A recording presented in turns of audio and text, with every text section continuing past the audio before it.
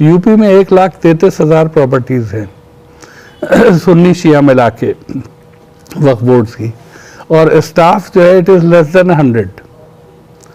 तो महाराष्ट्र में 22,000 प्रॉपर्टीज़ है, स्टाफ है 23 का, जिनमें 8 चपरासी हैं, 1 ड्राइवर है। तो अब इतने से लोग क्या कर लेंगे? तो हमारी कौम को आगे बढ़ के आना पड़ेगा और मदद करनी पड़ेगी। पहले डिमांड करनी पड़ेगी कि आप इस इन्वेंट्री मेकिंग प्रोसेस में हमें शरीक करें। ये हमारी चीज़ है, हम आपको करके देते हैं, अपने खर्चे से करके देते हैं, हमें गवर्नमेंट से कुछ चाहिए नहीं। खर्चे का जहाँ जिक्र आता है तो वक्फ बोर्ड का प्रोविज़न ये है कि वक्फ बोर्ड अपनी इनकम से अपना खर्चा चलाएगा। अब जहाँ दिखता है वक्फ बोर्ड को गवर्नमेंट ग्रांट दे रही, कल को गवर्नमेंट उस ग्रांट के एवज में वक्फी प्रॉपर्टीज एक्वायर भी कर सकती है। कानून बहुत अच्छा है, कानून ये कहता है once a waqf always a waqf. Courts के फैसले बहुत अच्छे हैं, लेकिन पूरे हिंदुस्तान में जगह जगह इश्यूज फंसे हुए हैं। तो वो इश्यूज जो है डिफरेंट बॉडीज़ और डिफरेंट इंडिविजुअल्स अपने अपने बेसिस पे टेकअप कर रखा है। जैसे मशहूर सुना होगा अंबानी साहब का मकान, तो उस मकान का मुकदमा चल रहा है। लेकिन सबसे अहम बात यह है कि ये जो इन्वेंट्री और जिसके बारे में ये क्लेम है उसको पहले मुकम्मल कराना है। इसलिए कि जो ये बना था, ये इसका बैकग्राउंड नहीं लिखा है, ये वामसी जो बनाया गया था, ये 11 मेंबर ऑफ पार्लियामेंट से मुश्तमिल एक कमेटी थी। उस कमेटी को गवर्नमेंट ने अपॉइंट किया था कि वक्फ के काम को कैसे इम्प्रूव किया जाए। तो उन्होंने कुछ सजेशंस दिए थे, जिनमें ये एक सजेशन है जो गवर्नमेंट ने माना है। तो अब इसको अगर लोग देखें, हम लोग तो बराबर देख रहे हैं पिछले 5 साल से, और कुछ ना कुछ नया निकलता है। एक का मैं हवाला दे दूं, बम्बई में एक जायदाद है, एक वक्फ है लाल शाह बाबा वक्फ। वो लाल बाग एक मशहूर एरिया है जहाँ से बम्बई का एक मशहूर गणेश का वो भी निकलता है। तो हम लोगों को ये हमारा ख्याल था वामसी देखने से पहले कि शायद वो लाल बाग का राजा के ऊपर वो नाम है, लेकिन वो लाल शाह कलंदर एक बुज़ुर्ग थे, उनका मज़ार है। उसको 71 एकड़ ज़मीन, 71 एकड़ इन 2 डिफरेंट पार्सल्स ज़मीनें दी गई। अब वो किसने दी, क्या दी, बहरहाल वो रजिस्टर्ड है वक्फ बोर्ड में, वामसी की वेबसाइट पे नज़र आता है। उसमें उनके कुछ मुतवल्लियों ने एक बिल्डर, मैग्नम बिल्डर से मिलके लीज किया, तो उन्होंने उनको बिल्डर साहब को दे दिया, उन्होंने उसमें अपनी इमारतें बना ली। दूसरा सेट ऑफ मुतवल्लीज आया, और उनमें कुछ लोग जो जिनसे राय नहीं ली गई थी वो वक्फ बोर्ड में चले गए। तो वक्फ बोर्ड ने होल्ड किया कि वक्फ प्रॉपर्टी है, ये छोड़ें, इनको हक नहीं है यहाँ रहने का, और वक्फ बोर्ड से कोई इजाज़त नहीं ली गई। वक्फ बोर्ड इजाज़त दे सकता है, जैसे लीज करनी है आपको प्रॉपर्टी, वक्फ बोर्ड की इजाज़त से आपको लेना है, लेकिन लीज भी आप करेंगे किस बात के लिए, इनकम को बढ़ाने के लिए। इनकम को बढ़ाने के लिए क्यों, कि वक्फ का काम आप ऐसे चलाएं कि वक्फ में पैसे, इनकम जनरेट हो, जो ओरिजिनल ऑब्जेक्टिव है वक्फ का, उस पर्टिकुलर वक्फ का, वो पूरा हो। बहरहाल लाल शाह बाबा केस में ऐसा कुछ नहीं लगता। तो जब वक्फ बोर्ड में कंप्लेंट हुई तो वक्फ बोर्ड ने कहा कि नहीं, ये प्रॉपर्टी वक्फ की है, आप खाली करें।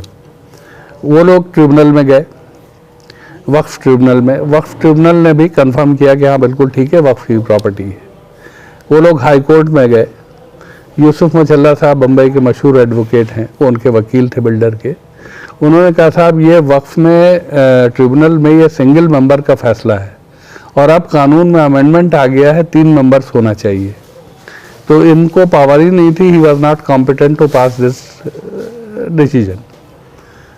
हाई कोर्ट एग्रीड, और उन्होंने उसको सेट असाइड कर दिया, और ये होल्ड किया कि ये मुकदमा अब सिविल कोर्ट में जाएगा। सिविल कोर्ट में जाने का मतलब है एनी अमाउंट ऑफ टाइम।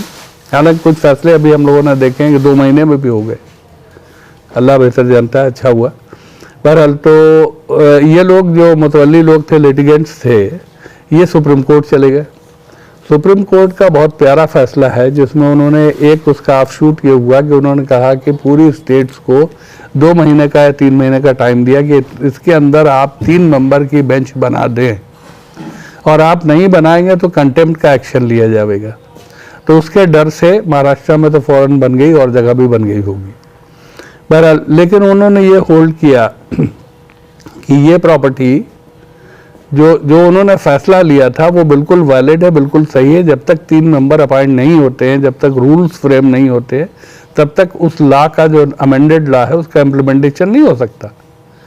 तो उन्होंने कहा इनका फैसला ठीक है, वो भेज दिया, मतलब केस को डिस्पोज ऑफ कर दिया, फैसले को ठीक होल्ड करते हुए और टेक्निकल ग्राउंड्स। अब ये कहा जाए कि साहब मेरिट के ऊपर उन्होंने फैसला नहीं किया, तो nobody has so far agitated it on merit कि यह था नहीं था।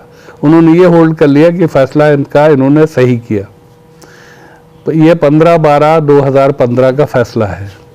आप आज के डेट में वामसी की वेबसाइट खोल के उसका रिपोर्ट कार्ड निकालें तो उसके ऊपर आता है, लेटेस्ट मैंने 19 फरवरी को देखा था, मेरे पास स्क्रीनशॉट मौजूद है, उसमें आता है to be deleted, to be deleted. अब उससे ये लगता है कि सुप्रीम कोर्ट से ऊपर कोई अथॉरिटी बैठी हुई है जो ये फैसला लेती है कि ये प्रॉपर्टी वक्फ की नहीं रही, to be it is to be deleted. और ये to be deleted is linked with so many other properties, so many thousands of properties, जहाँ पे सिमिलर फिगर आती है, जहाँ पे जो जनरल एक रिपोर्ट आती है एरिया की, आप पूरा निकालें, जहाँ क्लिक करके हम रिपोर्ट कार्ड पे जाते हैं, उससे पहले उससे देखें तो बहुत सारी प्रॉपर्टीज उसमें 000 एकड़, 000 मीटर, 000 हेक्टेयर, और उसके पहले लिखा हुआ है कॉलम में टू बी डिलीटेड या डिलीटेड। अब वो डिलीट कैसे हुई वो प्रॉपर्टीज? हम गरीब हैं, हमारी प्रॉपर्टीज बहुत है, लेकिन हम गरीब हैं, फिलहाल सरदस्त हमारे पास इतना नहीं है कि हम ये कह सकें कि चलो भाई अगर 5,75,000 में अगर जो है मान लीजिए कि 10,000 प्रॉपर्टीज डिलीट हो गई तो we can afford, we can not afford. हमें एक एक इंच ही लड़ाई करनी, और ये लड़ाई 1-2 लोग नहीं करेंगे, या 4 या 10 या 12 नहीं कर सकते, ये लड़ाई पूरी कौम की लड़ाई। मेरा मानना है कि जैसे अलीगढ़ तहरीक चली थी, वैसे वक्फ तहरीक मुल्क में चलनी चाहिए।